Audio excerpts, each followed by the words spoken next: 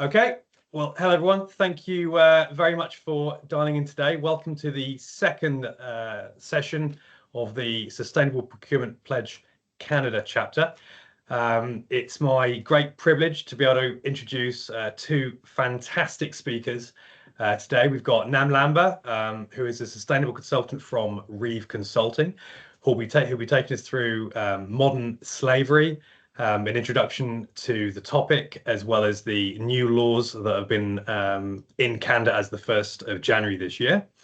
And then we'll be handing over to Jamie Shaw, who is the Global Head of ESG for Karndean Designflooring, and also a lecturer at CISL, which is the Cambridge Institute of Sustainability and Learning. So just a quick reminder, because we have had some new members join the SPP Canada chapter. So the SPP has three different types of chapters. There is the country-specific chapter, of which this is the Canadian chapter. There are topic-specific chapters and industry-specific chapters. So please check out the SPP website for any interest in those specific chapters, and you can join them freely. So in the first session, which we had 2 months ago, myself and Carsten explained some of the events for the agenda for this year and for next year. In that session, we completed the introduction to sustainability, best practices, tools and available resources with Bob Willard. That's available on our SPP Canada chapter website. And today we're specifically addressing the two bottom areas, which is the S211 bill, and of course best practices on driving sustainability and value within your supply chains. This is the agenda for today. What we would ask is if there are any specific topics which you would like us to cover within this chapter, please contact us and we'll make sure it's added into the agenda, and we'll be letting you all know for the next session coming up later this year. So my one final pitch to you all from myself and Carsten is we're currently at 76 members for the SPP Canada chapter. We are trying to get to 500. And as such, please, if you haven't done so already, join using the link above. And also please join us as part of the SPP community. With that, I'll hand over to Nam. Please, Nam, introduce us to your topic. Can you hear me okay? Perfectly. Perfect. Thanks for the introduction, Rich. So as you said, I'm Nam. I'm a senior consultant at Reeve Consulting. And here at Reeve, I'm leading all the human rights related work for our clients. Next slide, please. So really quickly today, I'm going to start by telling you a little bit about Reeve. Then I'll jump into setting some context about human rights and modern slavery. I'll go over some features of Canada's modern slavery legislation. Finally, talking about developing a human rights due diligence system beyond just the reporting requirements. Hopefully, I'll go fairly quickly so that we can leave some time at the end for questions. But I think feel free to type in your questions if something comes up while I'm presenting. All right. So with about 20-ish years of experience, Reeve is Canada's pioneer sustainable procurement advisory firm.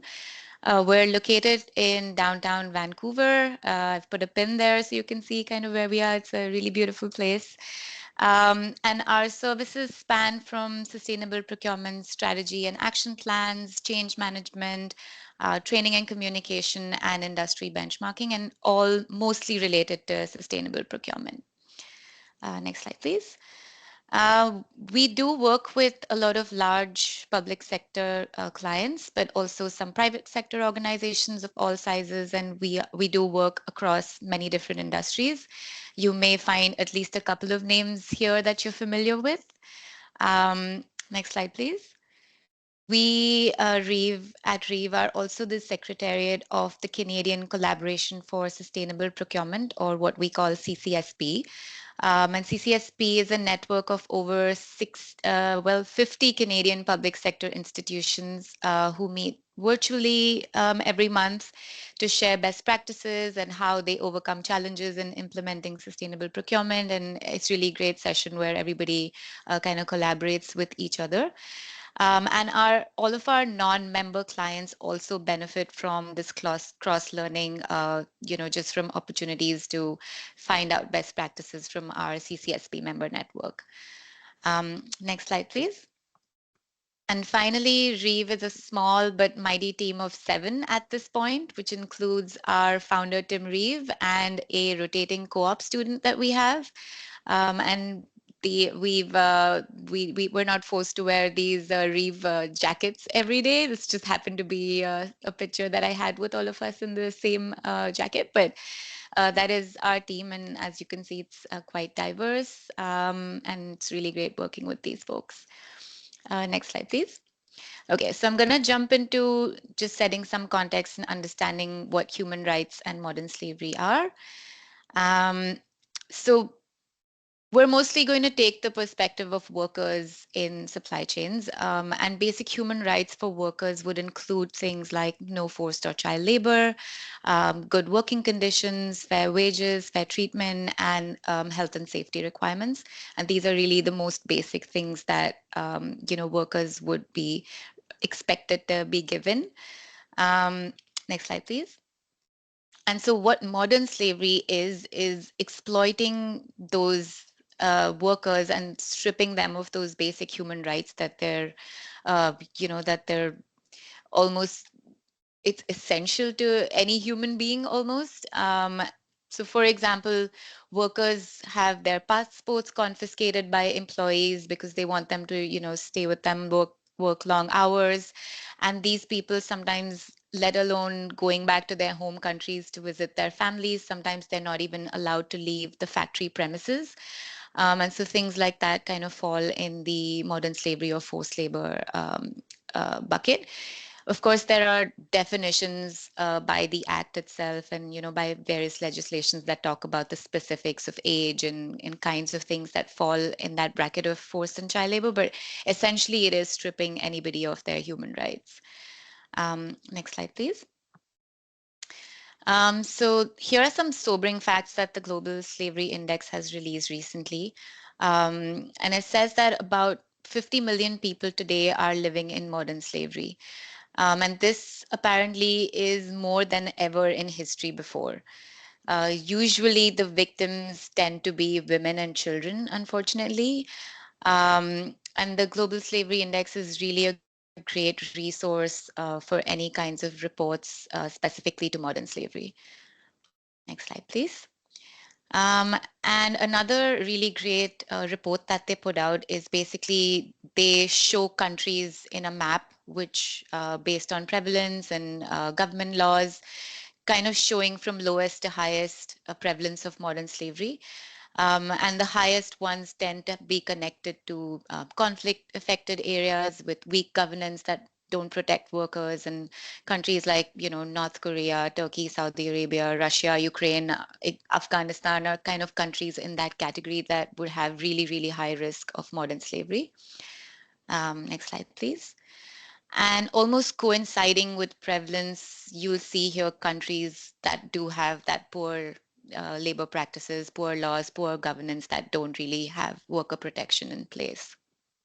And these are just few things from the Global Slavery Index. There's a whole bunch of resources on the website that's free of use and access. So for sure, try and jump on and find some of those if you're interested. And even countries like Canada, where we do have really strict labor laws and policies that protect workers, it's not completely free of modern slavery issues. There are issues almost everywhere in the world to some extent.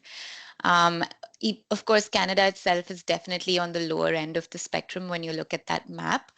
But there are products that are imported into Canada every year that don't come free of forced and child labor issues.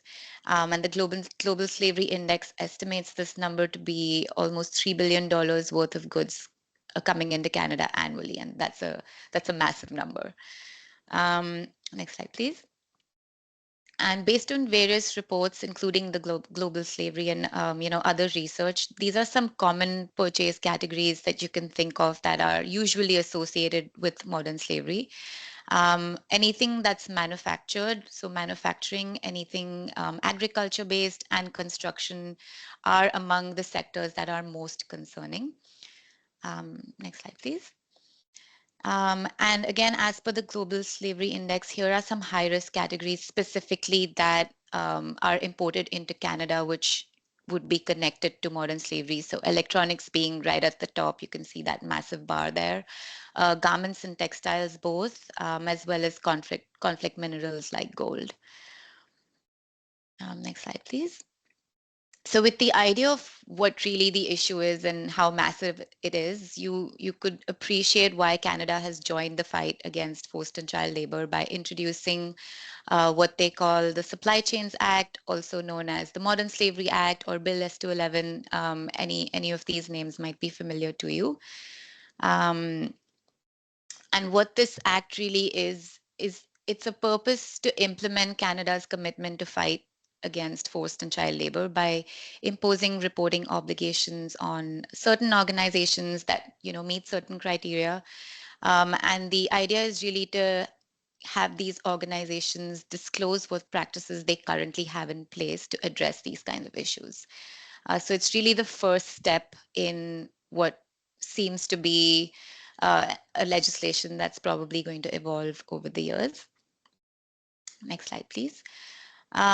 In this session, I won't particularly go into the specifics of the Act or who it applies to. If anyone's interested, please feel free to contact us separately, and I can go over if there's any confusion about, what the language is or, the specifics of the Act itself.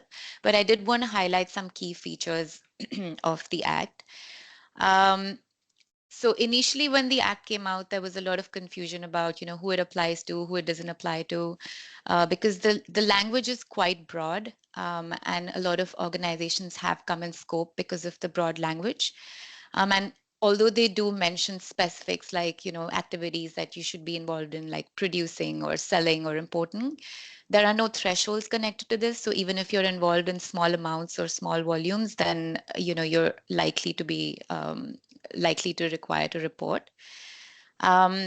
Secondly, and this is something because of which the Act itself has been scrutinized quite a bit, but at its core, currently it is a disclosure requirement and focuses really on existing practices. So what you have in place already, which means even if you don't have something in place, you're allowed to, have a report out which say, well, we don't have anything in place.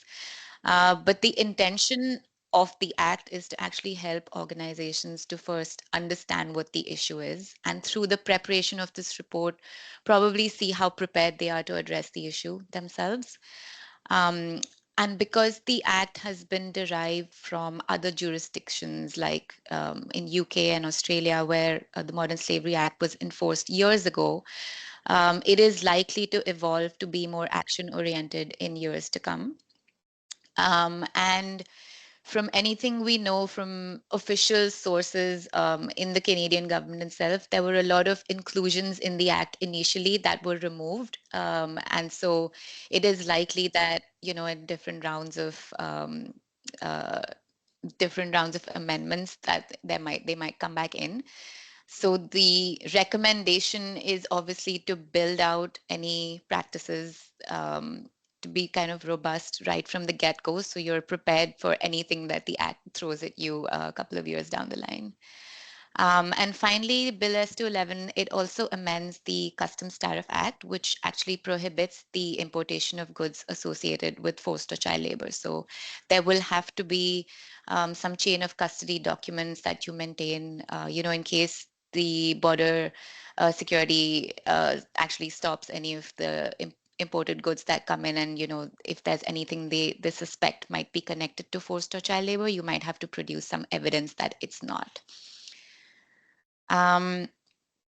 And when we think about how you would want to prepare for reporting, I think to prepare a really high quality report, I think it should be given some, good amount of time to actually prepare a robust report.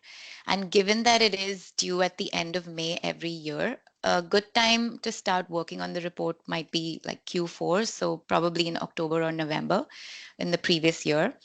And with the first couple of months really focusing on, gathering the information that you want to put into the report based on the sections and the requirements of the act itself, and organizing that information, making sure it's verified and valid. The next few months should be actually preparing the report, your templates, design, making sure it aligns with any other ESG reports that you have. So really focusing on actually getting the drafts of the report out. And the final few months should only be left for, leadership review, approvals, any last minute tweaks and signatures. So this is, of course, just a recommended approach based on what we've done with clients as well, and just lessons from, how we prepared a report for them. And this seems like a good enough time to get a good report out. And if you are planning to submit the report earlier in March, that kind of coincides with your financial reports, then it would be best to adjust this timeline accordingly. I have put together a short checklist that will allow anyone working on the report to ensure that everything required by the regulation itself, all the due diligence is done for complying with the requirements. And I can read this out real quick. So there is a questionnaire that needs to be answered and uploaded. And it's a good way to organize the sections of your report itself. And it is a mandatory questionnaire. So that's a really good point to start because it helps you understand what are the sections, what kind of information can go into the report. So definitely reviewing the questionnaire is kind of a first step. And then all the sections that the legislation actually lays out where you have to include information. So even if you're saying in a particular section that we don't have anything in place, it is still good to have that section and say we don't have anything in place, but making sure that every section required is present in the report. Of course, anything you're putting out there is being, now scrutinized a lot, especially with a lot of these greenwashing, legislations that are being talked about. We don't have anything called human rights washing just yet, but it is always good that since it is a public facing report, that everything you're putting out there is accurate information and can be backed by evidence. For sure, aside from anyone who's signing the report, making sure any senior leadership or executives, especially in the legal team and the supply chain team, have actually seen the report before it goes out. The signature by the board is mandatory, so that definitely has to be done. The mandatory questionnaire that you fill and the report both have to be uploaded on Public Safety Canada's website. It has mentioned some specific specifications on the size of the report, the number of pages, the format, and things like that. So good to kind of look at those things as well. And finally, uploading the report on your own website in a place that's easily accessible and, almost, you should almost be putting it up front for, stakeholders who want to look at the report. And because aside from having this report for the government itself to kind of abide by the compliance, it is really good to have the report in a language that your customers can understand, your employees can understand, any kind of stakeholders can understand, because it is out there on your website. So it should be sort of user friendly for all kinds of stakeholders and not really focused specifically on the government's requirements. All right. The final part that I want to talk about today is really going beyond reporting and those reporting requirements and thinking about setting up a human rights due diligence system, which ultimately is the intention of the Canadian legislation. So when you think about the act itself and what the report is, like I mentioned before, this is really to talk about issues that you're able to address and what kind of practices you have, and that could even mean you can say you have nothing or you're doing nothing about the issue. But human rights due diligence is actually doing something about the issue and having a system in place where you're prepared to address issues when you find out about them. And as I said, these reports are being scrutinized by all different kinds of stakeholders. And from any clients we've worked with, every organization, whether or not they're in a leadership space, they do want to put their best foot forward. And reporting it definitely gives you insights into the gaps that you have to address these issues, gaps into the system. A lot of clients, for the first time, had to actually map out, who their suppliers were, where their suppliers were, which was also something that a lot of people had not thought about doing. Um, Next slide, please. And so when it comes to thinking about sustainability in supply chains, every sourcing or procurement decision or activity will have a mix of issues and opportunities related to it. And at Reeve, we follow this four-pillar model that really guides the work we do. So obviously, we think of environmental issues, indigenous issues, social issues, and ethical issues. And human rights due diligence really makes up a major part of the ethical issues and the ethical sourcing practices that we advise our clients to set up. Next slide, please. And we also look at including sustainability considerations at different levels or different tiers. And the bare minimum really being these ethical standards where human rights due diligence falls. And beyond that, really thinking about good product and service features, leadership practices, where human rights due diligence obviously goes from the bare minimum to more evolved practices. But it is something that we recommend and advise our clients to consider in every sourcing activity, at least to some extent. Next slide, please. So we do recognize that developing a full and robust human rights due diligence system doesn't really happen overnight. It takes years for even large companies that have a lot of resources. And that's why we like to take this crawl, walk, run approach mostly when we're working with their clients and helping them set up strong foundations and start with really essential practices that then evolve over time. And we like to set it up in a way where every element develops slowly, bit by bit, every year till you can reach that leadership practice level. So when we think about that really crawl early stage approach, there are some key elements that every human rights due diligence program should have. And most of these would actually be almost the sections that the Modern Slavery Act or the Supply Chains Act, would ask you to talk about. And so a lot of this will actually make up the content of your report as well. But really at the beginning, having leadership buy-in and committing to, ethical sourcing at the corporate level within your sort of broader strategies is really important because it sets the tone for the whole program right at the get-go. And it will allow you to have access to, the resources that you require and have a longer term vision to the whole program. Having a good, previous slide, please. That's okay. Having a good supplier code of conduct, I think, is something that almost all clients have started working on as almost the first step, and really that one policy that everyone does want to have in place. Something that can be easily included in your contract language as well. You can upload it on your website, have your suppliers kind of read and understand it. And the supplier code of conduct usually has international standards, labor standards mentioned in it. And you can have specific commitments required of suppliers and mention no forced labor, no child labor, and specifics like that. And so that's a really good one to have if you don't have one already. Of course, knowing your supply base is, really important. Usually supply chains are really, really long and complicated and goes, from one tier of supplier almost down to a couple of more tiers below that. But even starting at tier one and knowing, where your tier one suppliers are, that's a good place to start for sure. Um,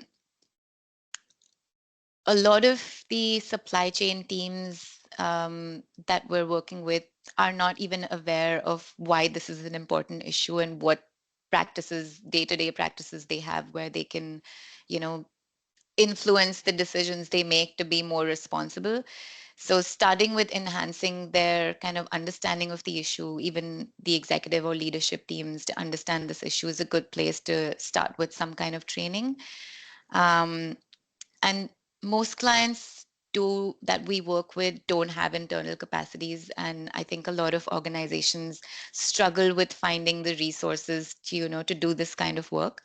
But a good place to start is to form some kind of working group where you can have the managers or leaders of different kind of teams come together and support this. You can obviously get external help from consultants, but definitely it's not a one-person job. So it does need a fair amount of resources.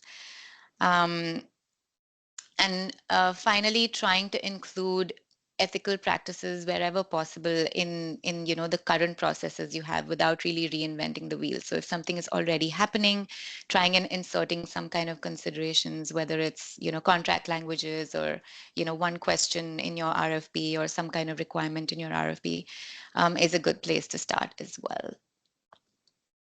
Next slide, please. Most organizations would have hundreds or thousands of suppliers, and it can get really overwhelming to think about, your supply chain, even at the tier 1 level. So an approach we like taking to narrow down some of these efforts is to try and find who your high risk suppliers are, inherently based on, their profile of where they are, what they do. And so this criteria that you're seeing here is the most recognized, globally accepted criteria to kind of figure out who your high-risk suppliers are, specifically when it comes to human rights issues. So thinking about what the country of origin is, and which would mean where that product has been manufactured or assembled. And as you can see from the previous slides where we looked at the Global Slavery Index, that itself will give you an idea of whether or not that is, a risky country. And then similarly, looking at the product category itself, which could include what kind of materials go into it, which will then tell you, what kind of places those materials come from, what kind of supply chains those kind of products have, what kind of labor goes into making something like that. And that again will probably show you what kind of risks might be. And then finally, suppliers that are critical to your operations, which usually is based on spend or volume, but it could also be based on what kind of industry you have and which kind of product categories or service categories or procurement categories rather are important or critical to your operations.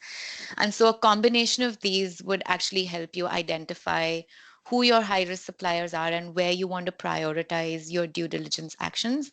And usually from thousands, when you kind of apply this risk trading approach, it narrows it down to, maybe 5 or 10% of your suppliers, and then it becomes more manageable to think about. Next slide, please. And so at the end, after a lot of years of spending and developing, a human rights due diligence system. The most evolved programs will have various policies in place, which will be beyond just the supplier code of conduct. It could be, human rights policies, grievance mechanism policies, and various other policies that you'll have that your organization gets trained on and is kind of used to including in their day-to-day decision making. Definitely a risk management system and a whole process that is integrated into all your procurement and sourcing activities. A lot of supplier engagement in following up from issues that you found out and kind of helping your suppliers to come up to a level where they're able to meet the requirements that you're setting out. Ongoing training and capacity building, not just for your own employees, but to some extent for your suppliers as well. Auditing practices, which for some industries, this is almost a mandatory step. So for example, for a lot of garment or textile manufacturing, Auditing is, pretty critical to approving a factory where manufacturing is happening. But a lot of other industries, this is kind of those ultimate goal of, at some point we're going to get to auditing our suppliers. So it really depends. But auditing is really the only way you can have eyes on site of where manufacturing is happening and what kind of practices your suppliers have. So if you have auditing practices, that's really, I'd say, the most critical element to a good human rights due diligence system. And then from those auditing practices, you're able to develop corrective action plans. If you're seeing that something is not right, something's not up to standards, you can develop these corrective action plans, have grievance mechanisms in place where, suppliers are able to come up to you with problems and you're already set up to solve these problems. So really, you can see from trying to identify where the problem is and what the problem is to a stage where everything is being managed sort of an ongoing basis and you're actually solving the problem.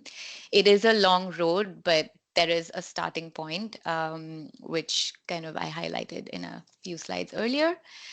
And of course, this is, quite intuitive, but having a good human rights due diligence program results in many kinds of benefits. Some key ones obviously being risk reduction, resilience of your supply chain through supplier collaboration, protecting your organization's reputation, and of course, with the Supply Chain Act now actually adhering to or complying by these legislations and any other international labor standards or regulations that are out there. Next slide, please.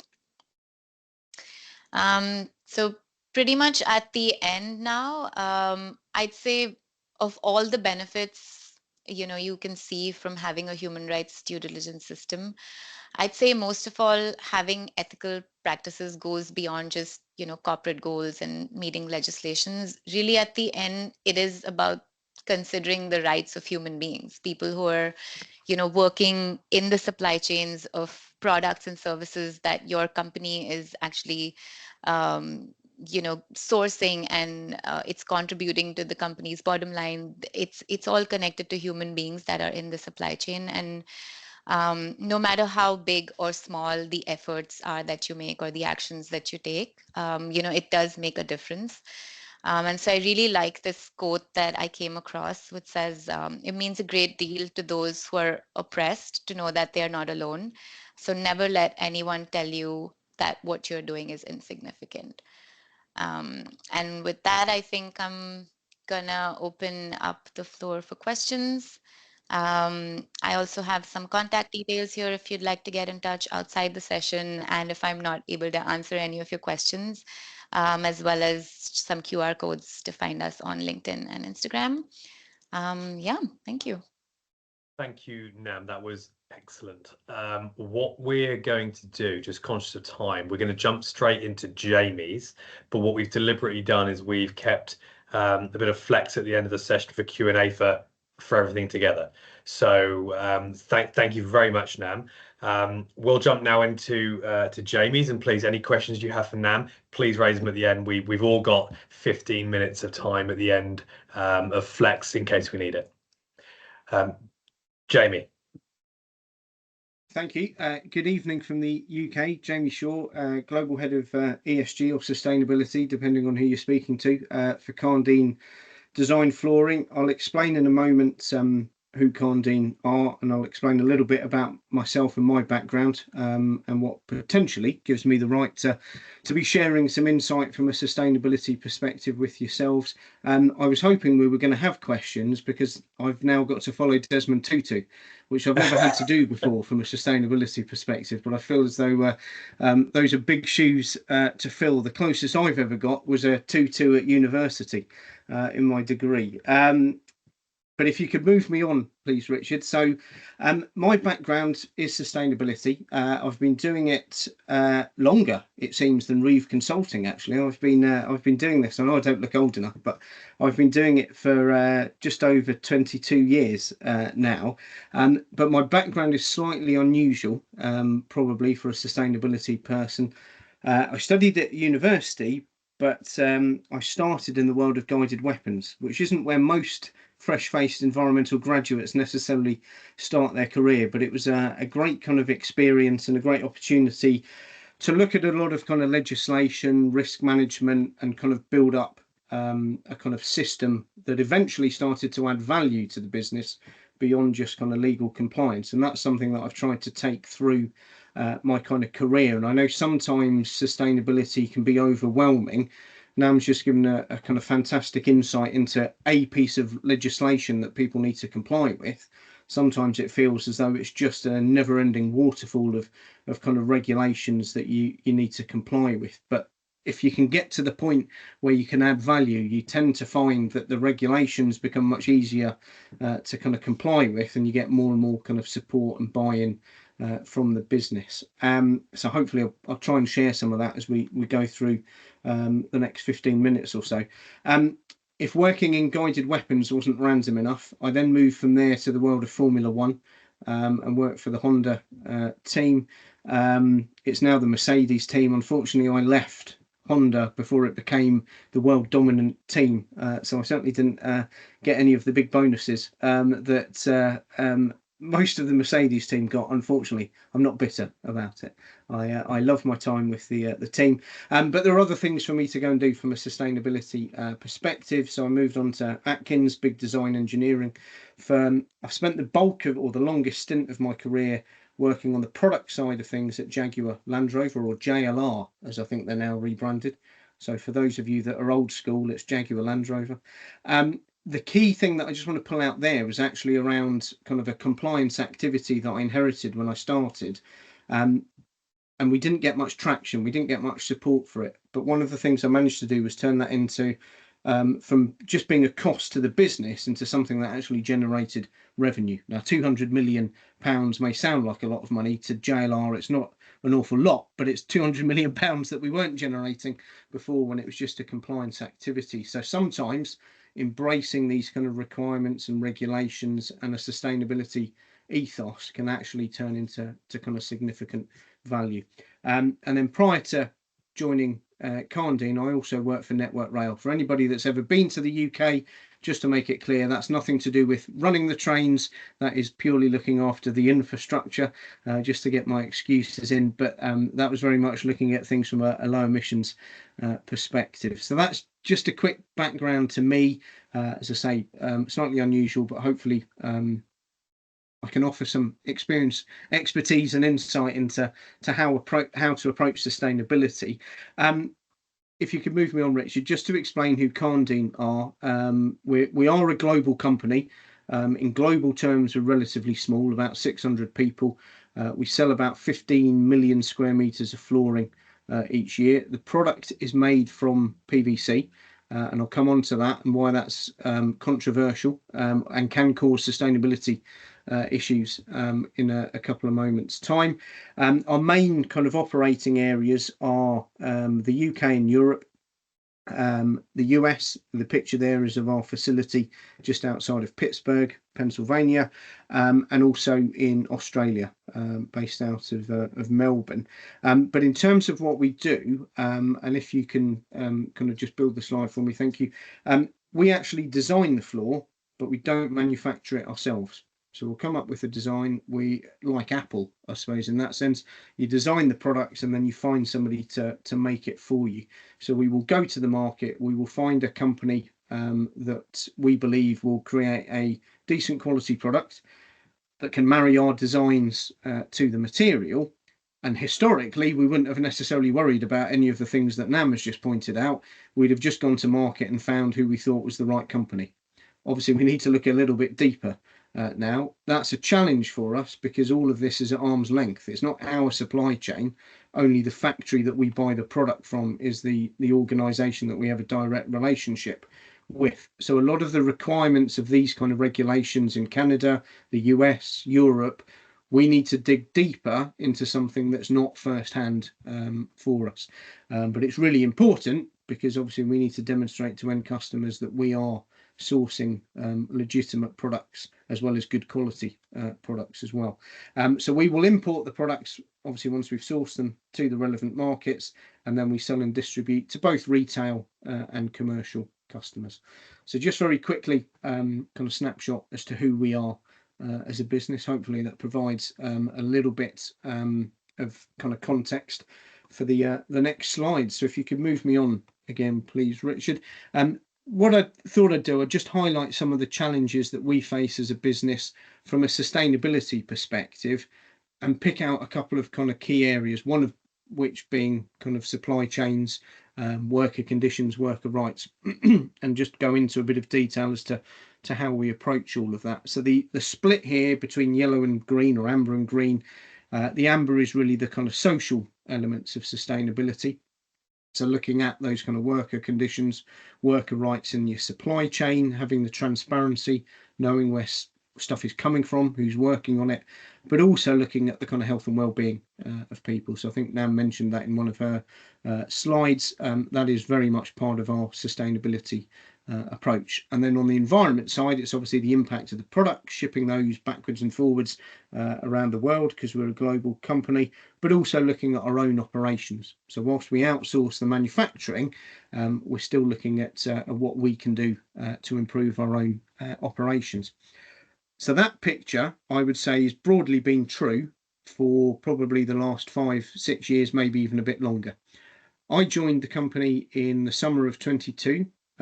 It was a new position, and since 22, as I'm sure many of you have experienced, there have been a few additional challenges that we've had to deal with from a kind of supply chain and procurement perspective. Armed conflicts are providing more than enough challenges, not only for the people involved in them, but also for those not involved who were trying to move goods around the world.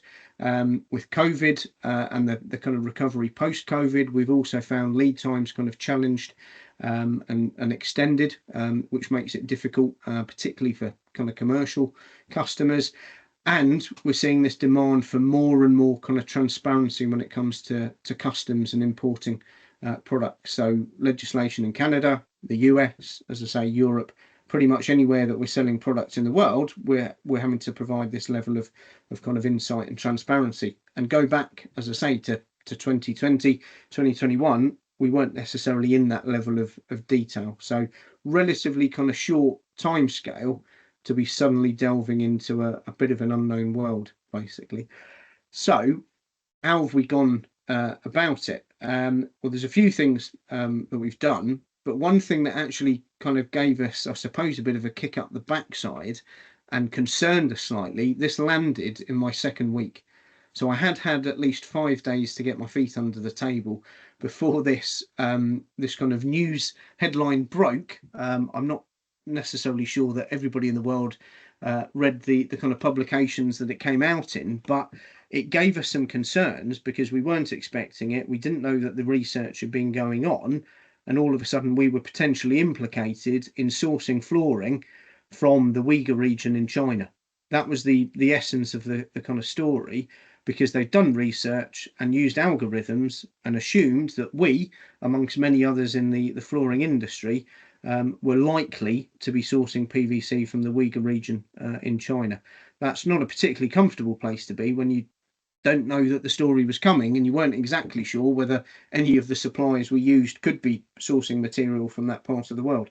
So it gave us a kind of kick up the backside to what do we need to do and find out, even though when we kind of scratched the surface and investigated, it was apparent that we weren't sourcing material, not we directly, but none of the factories that we used were sourcing material from that part of the world.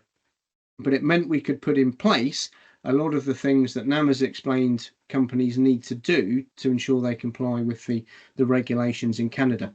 We're having to demonstrate it now for North America, UK, Europe, as I say.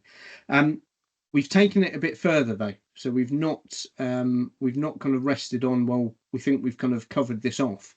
So if you move me on to the next slide, please. We've actually taken quite what I would say is a pragmatic but detailed approach to what we do with our supply chain from a transparency perspective. So on the back of that kind of article on PVC and forced labour, we took upon ourselves to do a bit of an assessment and send a questionnaire out to our own suppliers, the factories that we use, and ask them various questions about their social and environmental performance. What policies have they got? What could they demonstrate to us? What data were they collecting, etc., etc.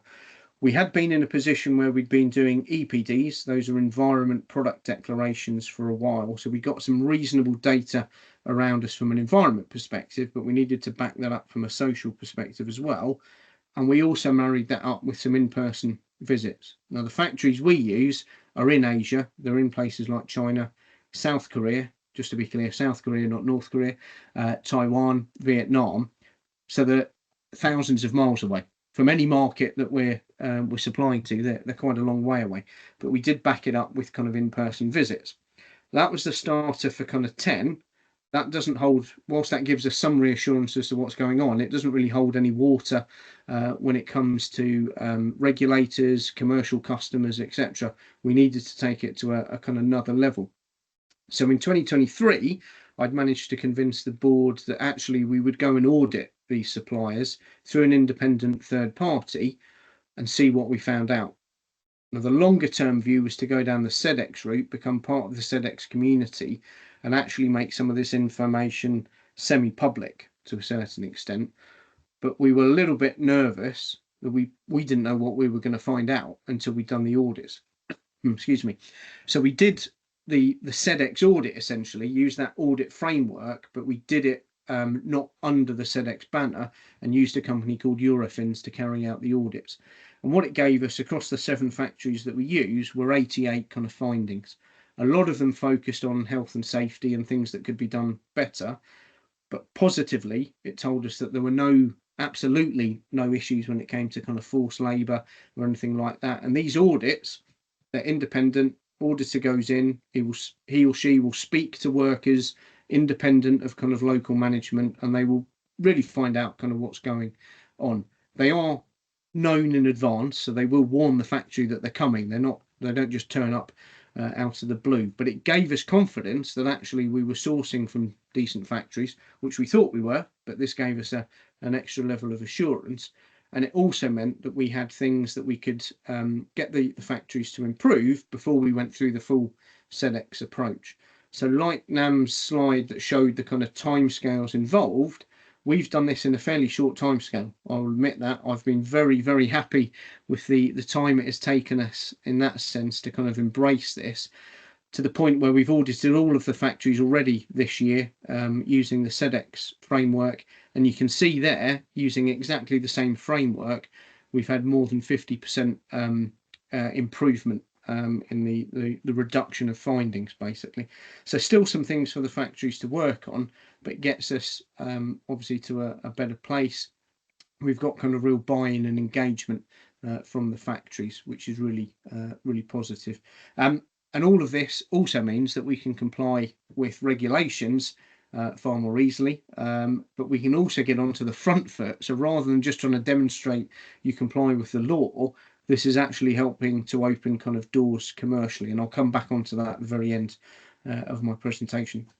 Excuse me, too much talking. Just jumping from the world of social and kind of regulations into the environment piece.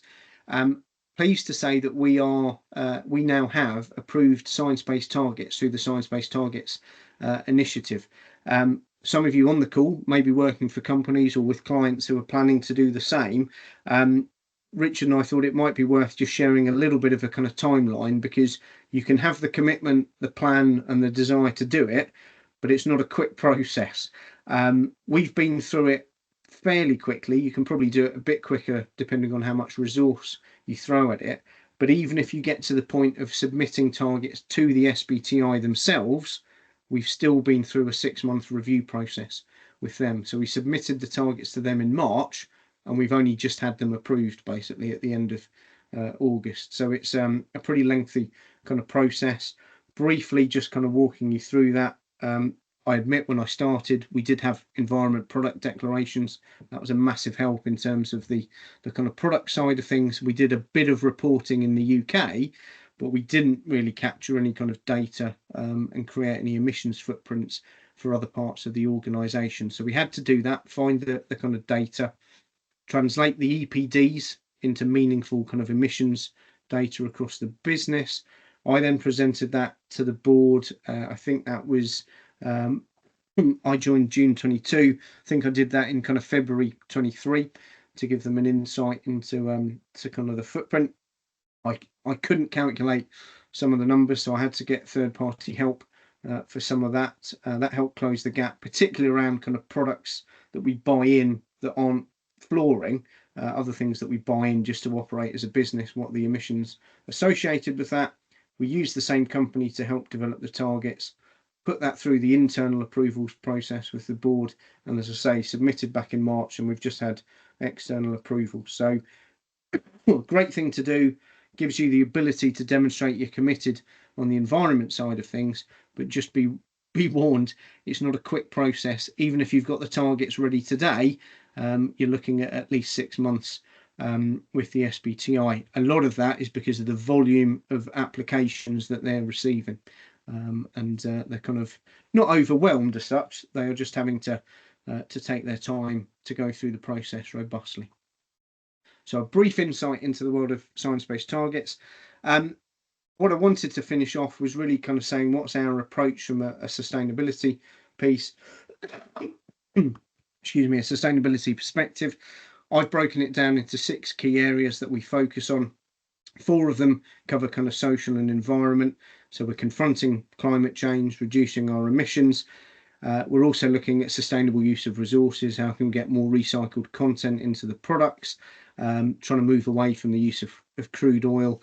And then from a social perspective, kind of health and well-being, our own employees, those in the factories, anybody that's coming into contact, so to speak, with the flooring. And also diversity and inclusion is a really big thing for us. And again, trying to embrace that in our own operations and teams, but also how can we embrace that from a product development perspective. And then the transparency and education bits try to knit the other 4 pieces together. Basically. So that's just a brief overview of Karndean Evolve, which is our sustainability program. What does that look like from a supply chain perspective? Well, for me, the real key thing here was that these 6 focus areas need to apply to everything that we do. So I didn't want us to have 6 things that we focused on in our own operations and then a different list of things that we focused on with the supply chain. So if you could move me on, Richard, the next slide just shows a maturity model that I've implemented. So you can see across the bottom there, the 6 elements of Karndean Evolve. The blue bit at the top is where we're trying to get to. So the kind of aspiration for our own operations and for the supply chain. But the key with this, or this version, this edition, this goes out to the factories that we use. And the reason we use a maturity model is we're asking them to do a lot. We're asking them to achieve some fairly significant things, but we want to give them the roadmap and the ability to do it over a period of time. This isn't do it by December or the end of 2025. This is our long-term goal. We've succeeded as a business because we've built long-standing relationships with our supply chain. We see this as being very much part of that kind of cultural relationship with them. Explain to them what we're trying to achieve, how they can help us achieve it, but what we need them to do, basically. Now, the reason you may be looking at it thinking, I can't see the bits in the middle, it all looks a bit blurred. That is deliberate. I didn't want to give everybody the answer, if you like. Obviously, this is specific to what we do, but the idea, the principle, I think, of a maturity model is a very good one to use with kind of supply chains from a sustainability perspective. And then my final, I think it's my final slide, is just to say what's the kind of value that we're hopefully deriving from all of this activity, which obviously I'm challenged on by the kind of board at Karndean. Well, one of the key things, this whole SEDEX approach, this transparency of the supply chain, which goes, what I should have said earlier, actually, the culture of the business was very much, don't tell anyone, don't tell them where the product comes from, not because there's something to hide, but from a commercial perspective, we don't want competitors to know where Karndean source their flooring from. 2024, you can't be in a position now where you don't tell people. And actually, so whilst we've had about 179-degree shift in kind of internal culture, one of the reasons we've been able to achieve that is actually the commercial opportunity of going through something like SEDEX, where you're able to say to big companies, sure, here, we'll share the results of our audits of those suppliers. So it gives them confidence and reassurance that the products they're buying are coming from a kind of safe source in that sense. Building on that, the whole Karndean Evolve approach hopefully gives us something that's a little bit different to others in the marketplace. We've signed up to the anti-greenwash charter. I think Nam mentioned greenwashing earlier. There's lots of people out there saying a lot of stuff. We're maybe not out there saying as much as others, but what we're trying to demonstrate is that what we do say, we can back up. It's independently verified, and again, SEDEX is an approach of that. We're hopefully boosting kind of employee morale. I know I've had people who say to me since I've joined at Karndean that they're staying with the company because they're really glad that the company is embracing sustainability in this way. We're hopefully generating more revenue in the longer term as well. But what we've definitely seen in the kind of shorter term, particularly through that SEDEX approach, is actually improved performance, particularly from a kind of health and safety perspective in the supply chain. And that has ramifications beyond just what Karndean does, because we don't have sole capacity at these factories. So we're actually generating kind of benefits and improvements within our sphere of influence, as I would call it. As I say, is helping people beyond just the kind of Karndean relationship. I will stop there because I'm conscious we're fairly tight on time. It's almost my bedtime, but I am happy to take any questions before I head through. Perfect. Well, thank you very much, Jamie. I think both Jamie and Anne, that was very, very interesting. A wealth of very useful knowledge for everyone. Perhaps Karsten, are there any questions from the audience to begin with? Actually, delighted to share. There's been a bunch of questions raised in the chat. Please keep them coming. So Nam has already been responding to some of them. Now that the presentations are completed, perhaps there will be some questions from the audience that can be raised directly. If so, please go ahead.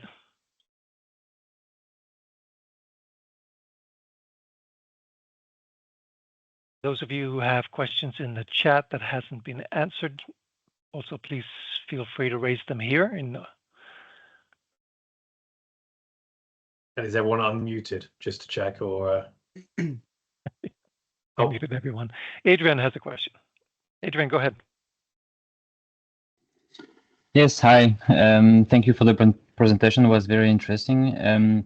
Jamie, I was just wondering what made you choose the SMETA SEDEX framework over other ones that you may have benchmark. Good question. One of the things we liked about, or I particularly liked, was the fact that you can directly link the results of the audit, if you're a member of the SEDEX community, with a customer who's also a member. So you avoid any potential issue of saying, well, we've had an audit carried out, but if I've been sent the audit report, there is a chance that I can affect the audit report before I send it on. Within SEDEX, you link the factory to the customer, so they can see the audit report, if you like, with any potential interference. We like the fact that we've chosen the 4-pillar framework, so the kind of maximum level that you can go to. So we're looking at health and well-being, health and safety in the workplace, environmental performance, business ethics, but also labour standards. So I mentioned the fact that the auditor's going in, he or she will speak with workers in the factory, free of management sitting in, if you like, in the interview, and therefore potentially influencing things. And it felt to us that was the kind of good way to kind of go. The downside, I would say, and I don't mean that disrespectfully to SEDEX, it's not a certification. So some customers do like to see a certificate. They like you to be able to go, we're certified to this standard. That doesn't exist within the kind of SEDEX process, but what you can provide, as I say, is that full audit report, if you like, so they can see the specific findings that have been raised, specifically what the auditor has found, but obviously in due course, if there is an issue, what the factory has done about it. So it was really that holistic approach, looking at those 4 elements and the transparent nature, that meant that was my kind of proposal to the business. And as I say, we also had an inkling that certainly in the UK, some commercial customers were looking for that kind of thing, and without it, we wouldn't be able to talk to them. Even if you had something like SA 8000, you wouldn't necessarily be able to get in and talk to some of those companies. So that was also a kind of driver. Thank you.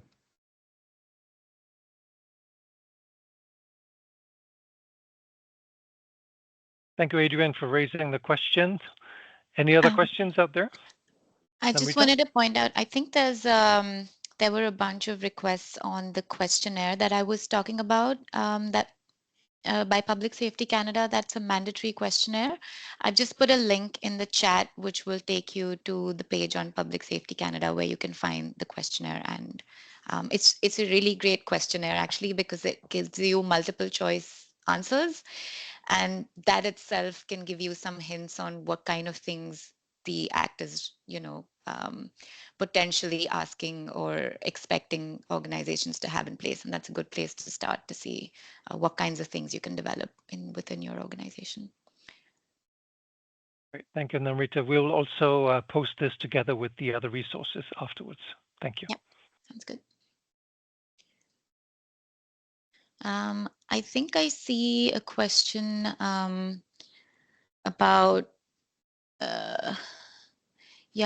as the bill is very new, what is the reaction from industry been? What are the and any lessons learned, and if I can share some challenges that clients have faced and how they've overcome them. So I can quickly touch upon this if we do have time. So I think, of course, like you said, the legislation it's pretty new. It really hit everyone's, like almost slapped everyone in the face.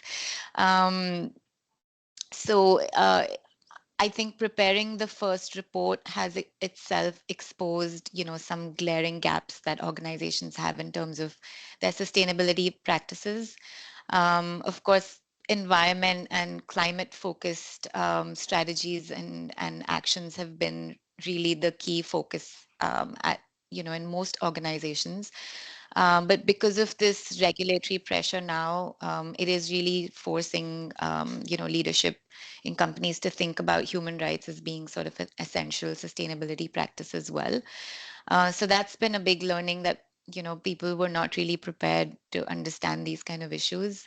Unfortunately, environmental and climate related issues can be felt by people all across the world, no matter which part of the world you're at, whether it's the global north or the global south. But people who are suffering in modern slavery or, are having their human rights stripped, it's really that person who's going through something like this. And, intuitively it doesn't affect people sitting in big companies, in this part of the world. So it is kind of put some light onto issues like that. And in terms of challenges and barriers, I think having resources internally was really the big and most common one, where it was either capacity issues or budget issues into developing a human rights due diligence system. And obviously the large sort of the large list of suppliers or a massive supplier base made it really overwhelming for companies to think about where to start. So like I highlighted, really taking that risk-based approach to either finding out what kind of risks you have, whether it's reputational risks or risks of disruptions or anything that can be risky for your supply chain and operations, as well as taking that risk approach to kind of narrow down the suppliers into where you want to prioritize the action and then take it one step at a time. Excellent. Thank you. There's a question from Charles to you, Jamie, I believe, concerning the maturity model. Oh, I've also said, I think probably from the same Charles, about the in-person visits and country findings. So I'll answer that one first quickly. Thank you. The main thing I would say between our own kind of questionnaire and the in-person visits was the level of detail. So I don't think we necessarily found anything that was a concern from our own questionnaire. But the reality was, like, how robust was that? Because to a certain extent, the factory could kind of say anything. If they want, they're just sending a file through. The in-person visits, they will look at like the time records, you know, what time people have kind of signed in, signed out. They will look at the financial records. So how much have they been paid for that time? Does that constitute what they should be paid? And it's beyond like minimum payment or whatever. So they're going into far more detail than we would be able to just with a kind of remote questionnaire, basically. But so it was giving us more insight, if you like, in that sense, rather than necessarily finding stuff that we didn't know anything about. And then the question from a maturity model. So basically, the idea of the model is to say it lays out the long-term plan for the suppliers to work to, but what it also allows us to do is actually plot where the factories are against each element or each pillar of the model. We can use that as a moment in time. So where are they in 2024, for example? But we can also work with them to understand where we think where they can get to. And that becomes a really important part of kind of future sourcing strategy, because if we don't think they can get themselves to where we need them to be, we have to have a frank conversation with them or encourage them to do more. In terms of where factories are now, there's a fair level of kind of performance differentiation. On the climate change piece, this isn't necessarily what the press would tell you in the Western world, but factories in China tend to perform better on actually reducing the emissions from a kind of climate change perspective, because the message they're getting from their government is encouraging them to invest in renewable power to generate, you know, using solar panels on site, that kind of thing. So that's starting to translate into reducing kind of embodied carbon emission, basically. We see them a bit lower in places like diversity and inclusion, something that we're very much pushing from a business perspective, but not necessarily as well understood in the kind of the markets where we're purchasing the product. And one thing I would say, where the SEDEX audit's been really useful, in terms of the maturity model, we're seeing factories claim that they've got various things in place. The SEDEX audits are kind of showing that some of those things, if they're in place, are not working. So it gives us there's a tension in the system in that sense to say, yeah, it's not just a pretty one-page kind of slide. There's a document that sits behind it that they fill in that's far more detailed. That includes a code of conduct, so the things that Nam mentioned earlier. Also encourages them to do the same with their suppliers. But certainly from a health and safety perspective, we've seen that actually they're stating that they've got things in place. The SEDEX audits have told us actually that there's room for improvement in terms of the health and safety culture.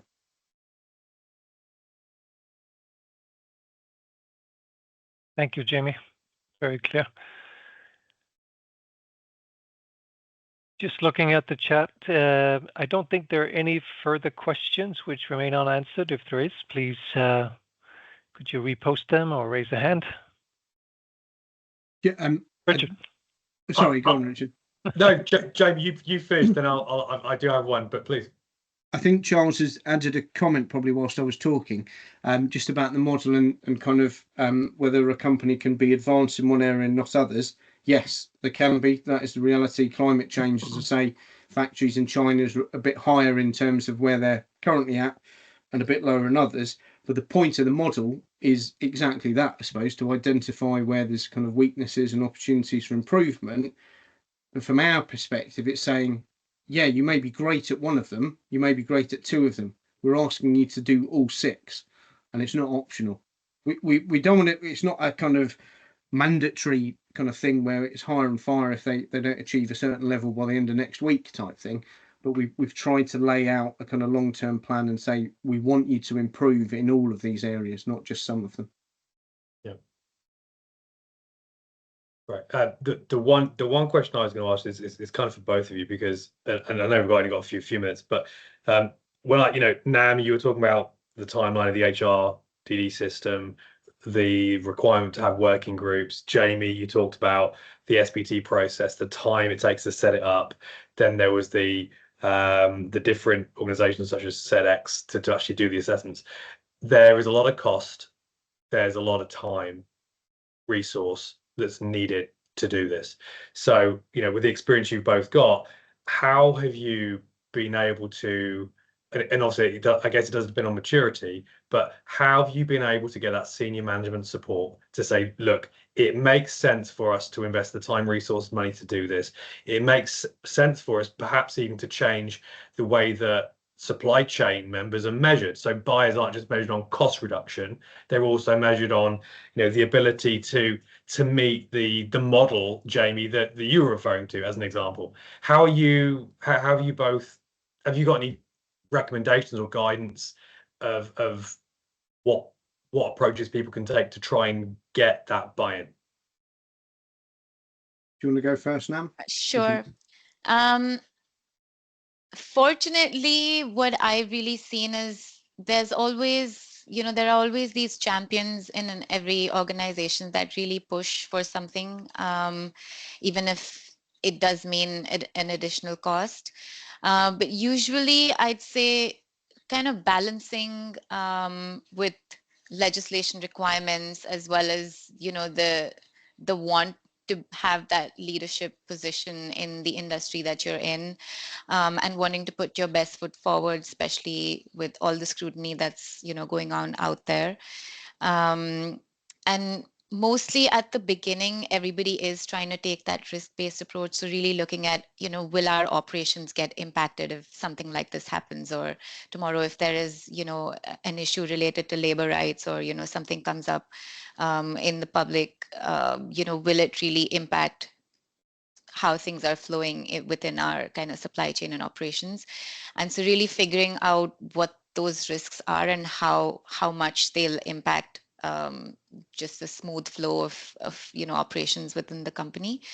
But I'd say it's mostly sort of a mindset that's driven by somebody in the organization, usually at a leadership position, that really drives or pushes to, you know, make this needle shift or make this change happen. And then it is working with those individuals and teams, you know, who might need kind of a little bit of that hand holding to, you know, show them how easy it is to make small changes that might have big impacts. So yeah, that's probably what I've experienced. My my suggestion would be you've got to explain it, because boards, boards and senior management have got lots of things that they need to consider. So my experience would say you've got to explain it in terms that why it matters to them, so that they understand it's not optional. You've got to do this. Some regulations are easier to comply with than others, but if you speak to them in a language that they're going to understand and make them realise that it isn't optional, that they've got to do it, that's helpful. The biggest thing I think for me, though, is demonstrating that there's value in it. Yes, that there's a cost to doing some of these things. There's a cost to not doing it, and that can be one of the equations that you look at. What are the fines, the lost sales that you might have as a result of not doing something or leaving the market? But if you can get it to the point where you say, actually, there's value to be had. So it's, yes, there's an initial cost to the business, but you're going to more than cover that cost because of new commercial contracts that you win, new customers that you open yourselves up to, the fact that you're outperforming the competition. That's when I think you start to get the real kind of buy-in from a senior management kind of perspective. And I found, whilst the companies I work for have been very different, there has been that kind of common theme. The moment you're talking to them in a language that they understand, and part of that, as obvious as it sounds, is not using complicated terminology, but just simple language that gets the point across, and you demonstrate the value from it, that's when you start to get the real momentum from a sustainability perspective. Thank you, Joe. Thanks, Dan. Okay, Carsten, do you have any more questions? I'm conscious we have gone over a couple of minutes past what we said we were up to. There was a quick one here from Charles that just came in now. Jamie, have you encountered a scenario where suppliers are having varying compliance issues with meeting sustainability goals from various buyers?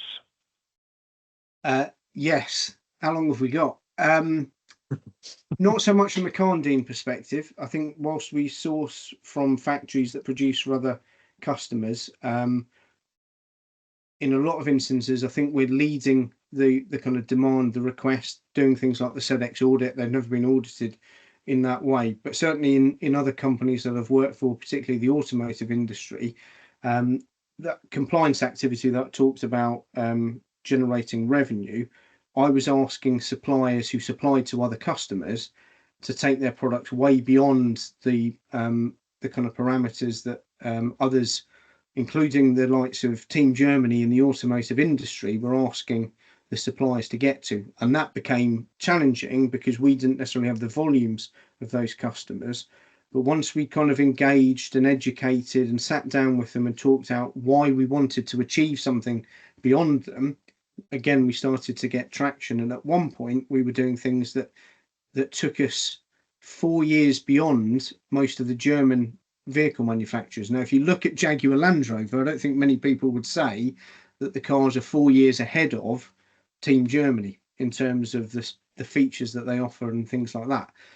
But in the instance of the person who owned that component on the vehicle, I won't get into which component on the vehicle, but he said when he was speaking to his counterparts in Germany, they were like, "You're 4 years ahead of us. How have you got there?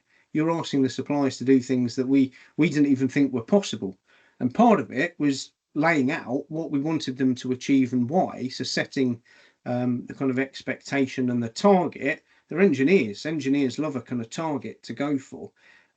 So yes, there have been times when you're pushing for stuff beyond what the competition are asking for. Can introduce costs, but again, I'd say it also brings opportunity and potential value to what you do.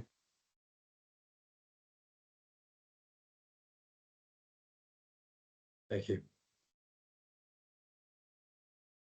Conscious of time, we've gone over 20. We said we'd go over 15. I'm conscious it's Jamie's bedtime. I'm awake now. I'm not sure I'll stay up all night. So maybe, Karsten, is there any final? If there's a final question, and then maybe as mentioned, you've got everyone's contact details, and also you can contact myself. You can contact Karsten. Join the SPP Canada chapter. You can put questions on there. Both Nam and Jamie are part of the SPP Canada group on LinkedIn as well. Thank you, Richard. We put everything in the chat here, the links, etc. So please do follow up on that. Thank you. Yeah. Okay, Richard. I think that's it. I think that's it. Well, once again, on behalf of everyone and the SPP Canada chapter, Nam and Jamie, I think you can tell from all the questions on the chat function, very active group, so really great content, and yeah, your experience is really very clearly coming through. So thank you very much.